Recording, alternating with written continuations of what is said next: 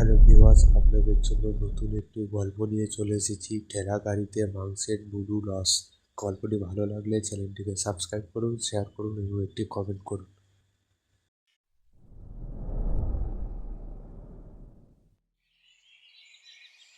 লজ্জা করে না? ঘরের বৌমা হয়ে কোনো কাজ করো না। যেমন আমার ছেলে তেমন তার বউ। কেন, কি করেছি যে এমন করে কথা শোনাচ্ছেন আপনি? কি করেছ? সকালবেলা উঠে ঘরটা ঝাঁট দেবে কে শুনি? কেন, ঘরে কি আর কেউ নেই নাকি? ঘরের অন্য কাজগুলো তো আমি করছি, দেখতে পাচ্ছেন না নাকি? অত কথা তোমার আমি শুনতে চাই না। যেটা বলেছি চুপচাপ সেটাই করবে, না হলে আমার থেকে খারাপ আর কেউ হবে না। কেন, কি করবে তুমি? তুই আর বেশি কথা বলিস না আমাকে। কুলাঙ্গার ছেলে কোথাকার। কাজ বাজের কোনো ধান্দা নেই, বসে বসে খাস, আবার কথা বলতে তো লজ্জা করে না? লজ্জা কিসে শুনি? আর কাজবাজ করি না তোমাকে কে বলেছে? তুমি কি ভাবো তোমার শুধু একটা ছেলের ভরসায় সংসার চলে নাকি? আমার একটা ছেলে সংসার চালায়, আর তোরা শুধু বসে বসে খাস। শুনে রাখ, এখন থেকে আর এইভাবে সংসার চলবে না। আর লতা, তুমি কাজ করে খাওয়ার অভ্যেস করো। বসে বসে খাওয়ার দিন গেছে, এই কথাটা যেন তোমাদের মনে থাকে।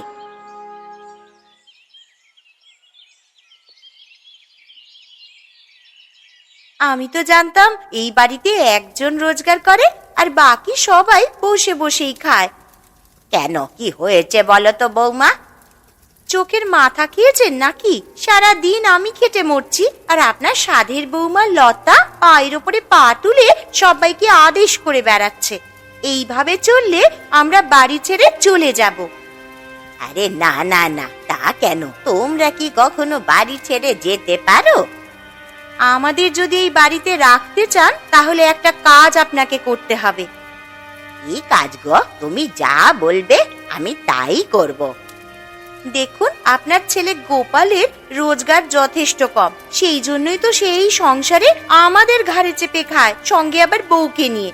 আবার কিছু বলতে গেলেই বড় বড় বাতিলা দেয়। আমরা এখন থেকে আর এসব সহ্য করব না।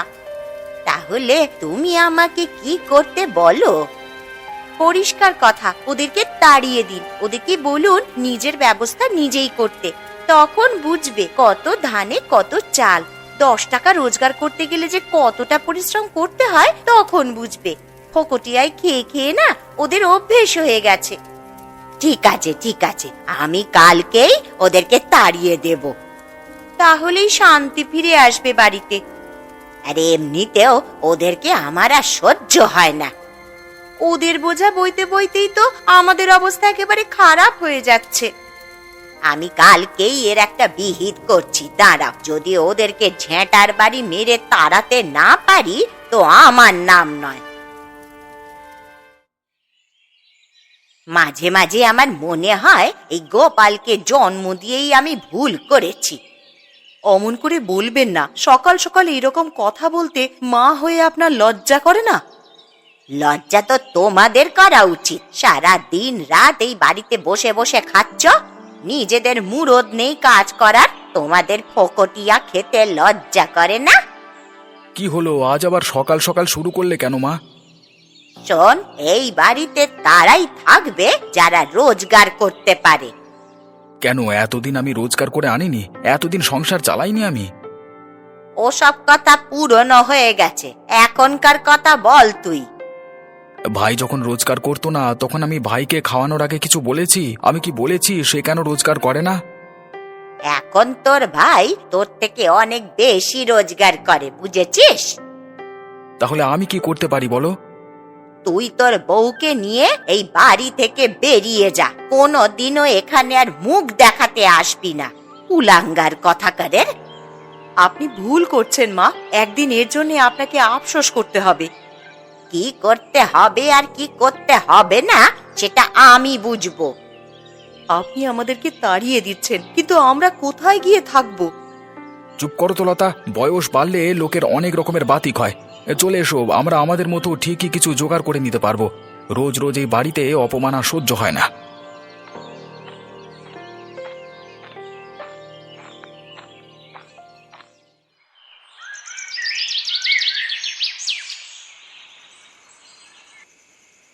শুনলাম নাকি আজকে দাদা বৌদিকে ঘর থেকে তাড়িয়ে দিয়েছে মা। তা সে কি আর এমনি এমনি তাড়িয়ে দিল? তবে কি ঘটেছে? একজন এই সংসারে পয়সা রোজগার করবে আর আরেকজন শুধু বসে বসে খাবে তার পরিবার নিয়ে, সেটা তো আর হয় না। সেটা কি মা এতদিন পরে বুঝতে পারলো? আরে বুঝতে কি আর পারি এত সহজে? তাহলে কি করে এমন অসম্ভবটা সম্ভব হলো? হয়েছে কারণ আমি তোমার মায়ের কানে আসল কথাগুলো তুলেছি বলে। বেশ করেছো। কতদিন আর ওদেরকে বসিয়ে বসিয়ে খাওয়াবো আমি? আরেকবার ভেবে দেখো, লজ্জাও করে না ওদের? কোনো রোজগারের মুরদ নেই, শুধু আমার ঘাড়ে চেপে অন্ন ধ্বংস করা। আবার বলছিল যে তোমাকে নাকি খাইয়ে পড়িয়ে বড় করেছে। আমাকে খাইয়েছে বলে কি মাথা কিনে নিয়েছে নাকি? খাইয়েছে তো বেশ করেছে। এখন যাক, নিজের রাস্তা নিজেরা করে নিক। আমিও সেটাই বলে দিয়েছি, নিজেদের রাস্তা নিজেদের করে নিতে। আপদ বিদেয় হয়েছে, ভালোই হয়েছে। এই আনন্দে কিন্তু ভালো রান্না করে একদিন খাওয়া দাওয়া হবে। সে কাল কি হতে পারে? তুমি তাহলে কালকে ভালো করে বাজার করে এনো। হ্যাঁ, আমি কালকে বিশেষ বিশেষ বাজার করে আনবো।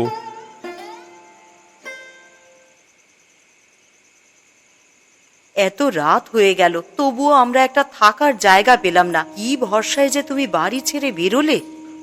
দেখো, একটা কথা বলি তোমাকে, সারা জীবন রাস্তায় কাটাতে পারবো, তবু অপমানের ভাত খেতে পারবো না।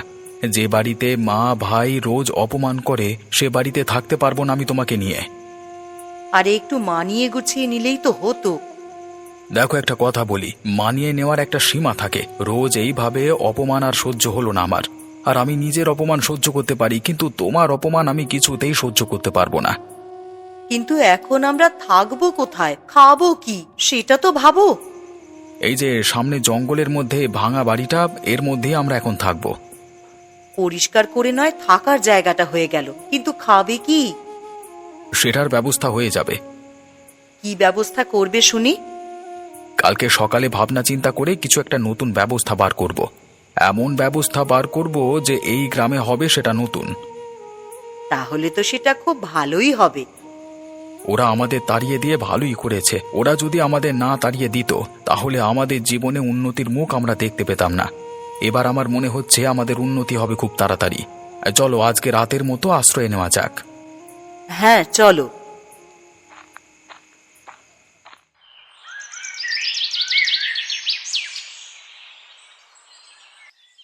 হ্যাঁ গো, কিছু ভাবলে কিভাবে দিন চলবে? আজকে দিনটা যেভাবে হোক চালিয়ে নাও। কালকে থেকে একটা বুদ্ধি মাথায় এসেছে। কি বুদ্ধি শুনি? এই গ্রামে খাবার দোকান অনেক আছে, কিন্তু মাংসের নুডলস কেউ বিক্রি করে না। আসলে গ্রাম্য জায়গা তো, এদিকে নুডলস খাবার চল নেই, কিন্তু মানুষকে একবার খাওয়াতে পারলে সকলেরই খুব ভালো লাগবে। আর নতুন জিনিস চলবেও ভালো। অন্য কেউ সহজে এটাকে নকল করতে পারবে না, কারণ জিনিসটা সম্বন্ধে কারোর কোনো অভিজ্ঞতা নেই। এই তো খুবই ভালো বুদ্ধি, কিন্তু ব্যবসা করার এত টাকা আমাদের কাছে কোথায়? আমার অন্য গ্রামে একটা বন্ধু আছে, তার থেকে আমি কিছু টাকা জোগাড় করব, আর একটা ঠেলা গাড়ি জোগাড় করব। রান্না কিন্তু তোমাকে করতে হবে, আমি অবশ্য তোমাকে দেখিয়ে দেব। ঠিক আছে, এ তো খুবই ভালো বুদ্ধি। আমার মনে হয় সবারই খুব পছন্দ হবে। সবার পছন্দ হতে বাধ্য। সবার সাথে আমাদেরকে খুব ভালো ব্যবহার করতে হবে, যাতে সবাই আমাদের দোকানেই আসে। গ্রামের শত্রুর অভাব নেই, তবুও দেখবে সবাই নিশ্চয়ই আমাদের দোকানে আসবে এবং পছন্দ করে খাবে। তাহলে কবে থেকে আমরা দোকান শুরু করছি? কালকে সকাল থেকেই আমরা দোকান শুরু করেছি। আমরা একদিন মাংস ধারে নেব, তারপর সেই দিনের বেচাকেনায় আমরা ধার মিটিয়ে নেব। এভাবে আমরা ব্যবসা করব রোজ। খুব ভালো বুদ্ধি গো তোমার। আমরা যদি বাড়ি থেকে না বেরিয়ে আসতাম, তাহলে এত ভালো বুদ্ধি তোমার মাথা থেকে বের হতো না কখনো। এবারে যারা আমাদের বাড়ি থেকে বের করে দিয়েছে তারাই পস্তাবে। যতই পস্তাক, ও বাড়িতে আমরা ফিরে যাব না। আর কখনোই যাব না আমরা ওই বাড়িতে ফিরে। একদম ঠিক কথা বলেছ তুমি।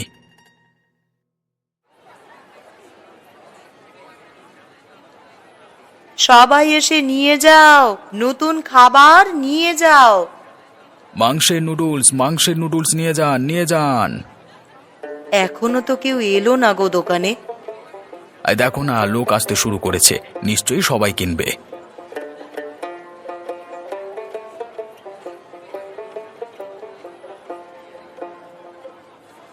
বিক্রি করছো গো তোমরা?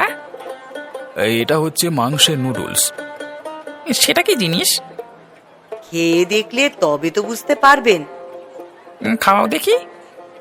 এই নাও, তোমাকে মাংসের নুডলস দিলাম।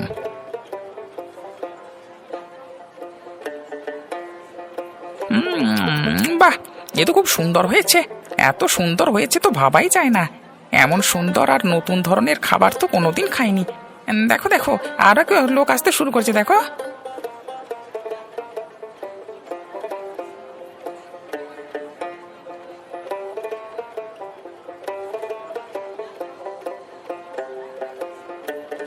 ভালোই হয়েছে গোপাল ভাই, তোমার এই নতুন ধরনের মাংসের নুডলস খুব ভালো হয়েছে। আমরা খেয়ে খুব আনন্দ পেয়েছি গো। তোমরা এইভাবেই রোজ দোকান দিও, আমরা রোজ এসে খেয়ে যাব তোমার দোকান থেকে। খুব আনন্দ হয়েছে খেয়ে ভাই, এক কথায় অসাধারণ।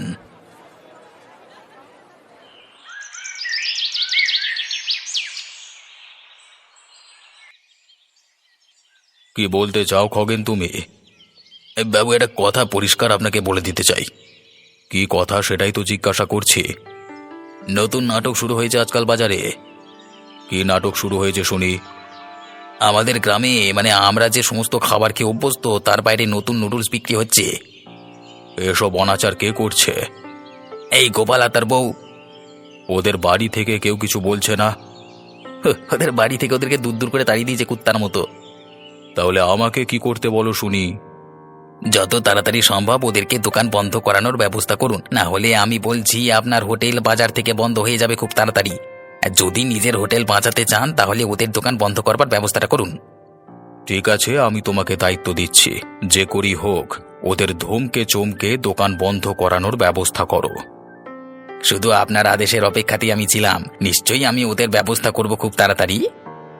শুধু ব্যবস্থা করলে হবে না, ওদের দোকান বন্ধ করে আমাকে জানাবে। আচ্ছা বাবু, আপনি চিন্তা করবেন না, একদম আমি ওদের সাহায্য করে দেব। ঠিক আছে, তোমার ভরসাতেই রইলাম আমি।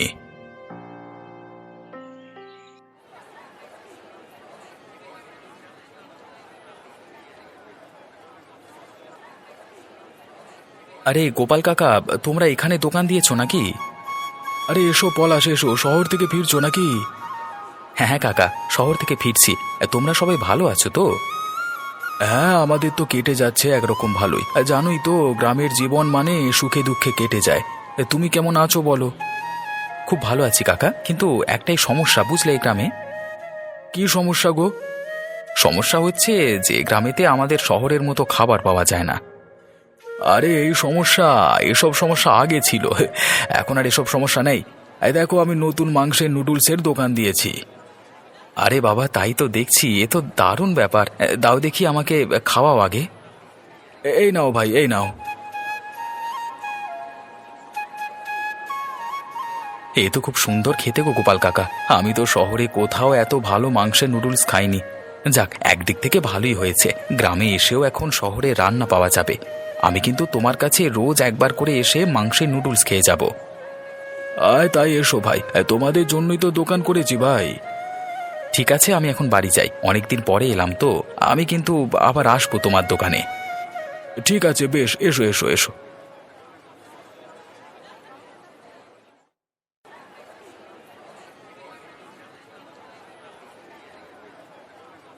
এই বেটা গোপাল, দোকান বন্ধ কর, বন্ধ কর। কেন দোকান বন্ধ করব কেন? এই দোকান বন্ধ করবি কারণ আমি বলেছি তাই।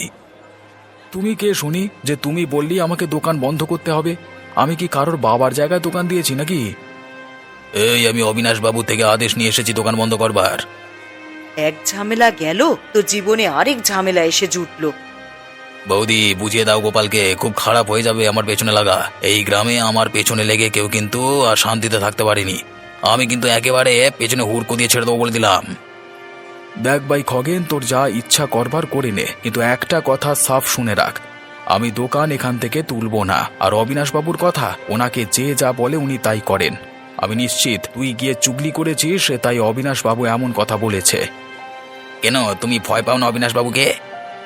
তুই অবিনাশবাবুকে গিয়ে একটা পরিষ্কার কথা বলে দিস যে গোপাল বলে দিয়েছে সে কারোর থেকে টাকা নেয়নি, কারোর বাপের জায়গায় ব্যবসা করেনি। সে নিজে খেটে নিজের বুদ্ধিতে ব্যবসা করছে, কারোর বাবার ক্ষমতা নেই তাকে তুলবার। সে তুইও তুলতে পারবি না, আর অবিনাশবাবু কেন, অবিনাশবাবুর বাপও তুলতে পারবে না, কথাটা জানিয়ে দিস। আজকের কথাগুলোর জন্য তোমাকে পস্তাতে হবে। আমি এখন যাচ্ছি, তবে খুব তাড়াতাড়ি আসবো আর তোমাকে দেখিয়ে দেব খগেন কার নাম।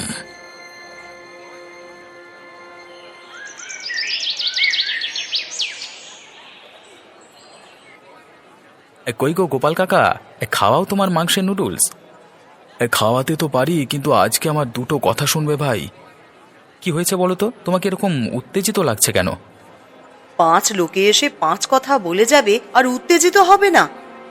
কি হয়েছেটা কি, খুলে বলো তো আমাকে। দুপুরে খগেন এসেছিল, এসে শাঁসিয়ে গেছে যে আমি যদি এই দোকান খুব তাড়াতাড়ি বন্ধ না করি তাহলে সে নাকি তোমার বাবার সাহায্যে এই দোকান খুলে দেবে।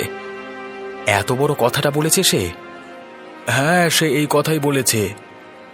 আমার বাবার নাম করে সে এত বড় কথা বলতে পারলো? আমার মনে হয় সে তোমার বাবার কানে উল্টোপাল্টা কথা বলে বিষ ভরেছে, আর তাতেই তোমার বাবা আমাদের বিরুদ্ধে চলে গেছে। যাই হোক, এই নাও তোমার নুডলস। আজ আমি আর একটা হেস্তনেস্ত করেই ছাড়বো। আজকে আমি এমন ব্যবস্থা করব ওই খগেনের, যাতে তোমাদের পায়ে পড়ে ওকে ক্ষমা চাইতে হয়। আর শুধু তাই নয়, আমি বাবার সাথেও কথা বলবো।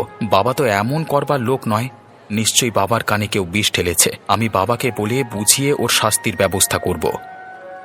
ধন্যবাদ ভাই পলাশ, এই বিপদের দিনে যদি তুমি পাশে না থাকতে তাহলে যে আমাদের কি হতো কে জানে। এই বিপদের দিনে তুমি যদি পাশে না থাকতে তাহলে হয়তো আমাদের এই শেষ ভরসাটাও ছেড়ে দিতে হতো।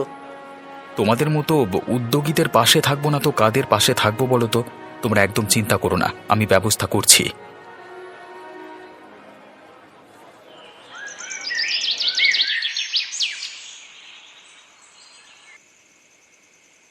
এই শয়তান খগেন, বাড়ি থেকে বের হ।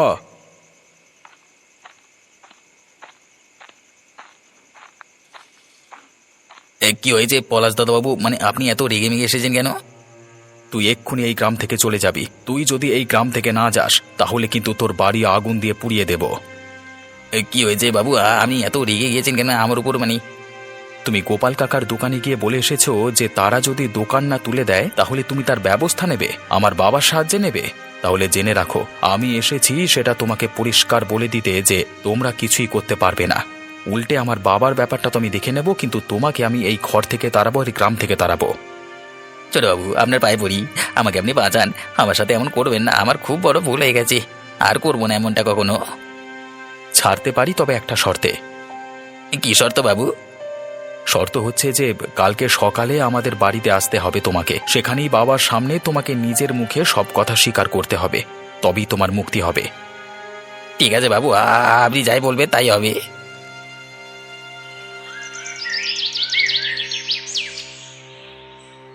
বলে ফেলো খগেন, বাবার সামনে তোমার সব স্বীকারোক্তি বলে ফেলো।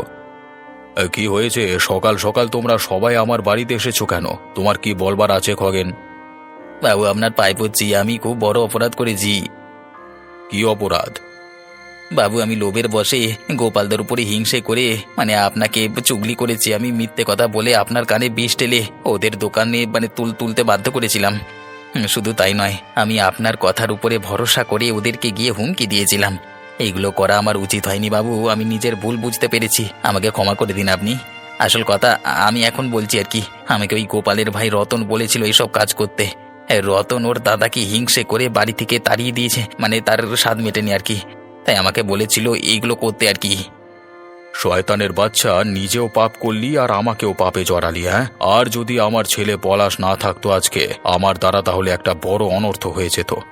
রতন, নীলিমা আর কোনোদিন যদি গোপালের পরিবারের সাথে এমন করেছে তাহলে ওদেরকে আমি গ্রাম থেকে তাড়িয়ে দেব। আর খগেন, তোকে শেষবারের মতো বারণ করে দিলাম। আর কখনো করবো না বাবু। বাবু ভুল হয়ে গেছে, কখনো এরকম করবো না। না না, আর কখনো আমরা বড়দেরকে অসম্মান করব না। ধন্যবাদ বাবু, ধন্যবাদ।